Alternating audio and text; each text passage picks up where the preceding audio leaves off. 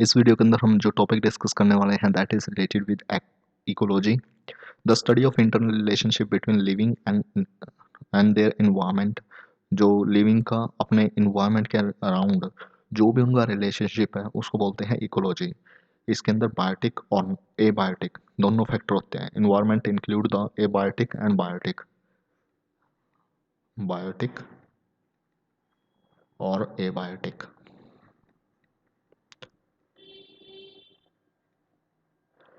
Environment के अंदर हमारे बायोटिक और एबायोटिक दोनों के दोनों फैक्टर आते हैं, ठीक है।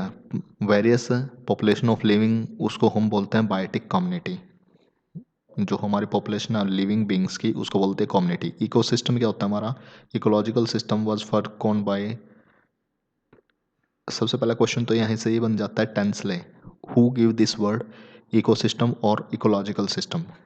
ये वर्ड दिया था टेंसले ने। टेंस, हम इंग्लिश के अंदर टेंस पढ़ते हैं, टेंस, तो उसके साथ हम इसे कनेक्ट कर सकते हैं। जैसे जो हमारा टेंस है, टेंस से याद रखेंगे टेंसले, और टेंसले ने इकोसिस्टम, टेंस का इकोसिस्टम, मतलब ऐसे हम अगर याद रखेंगे तो ये वर्ड ईजिली याद हो जाएगा। टेंस से, टेंसले, टेंसले ने इकोसिस्टम दिया था। Every ecosystem is made of two component. जो हमारा इकोसिस्टम है दो कंपोनेंट का होता है, एक बायोटिक और एक एबायोटिक। बायोटिक जो हमारा होता है वो लिविंग होता है, और जो हमारा एबायोटिक होता है दैट इज।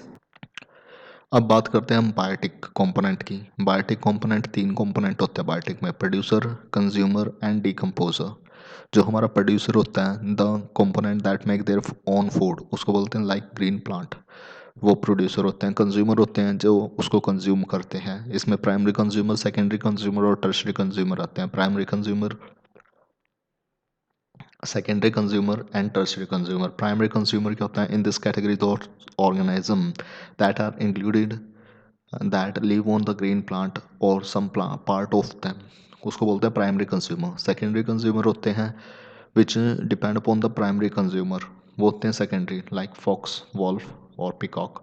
टर्शरी कंज्यूमर होते हैं in this category these organism are included that depend upon the secondary consumer like tiger, lion, cheetah etcetera.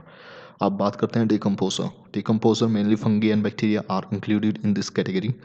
जो हमारे फंगी और बैक्टीरिया हैं that are included in the decomposer category. This decompose dead particles and consume and charge them to the physical element. उसके बाद आता है हमारा abiotic component.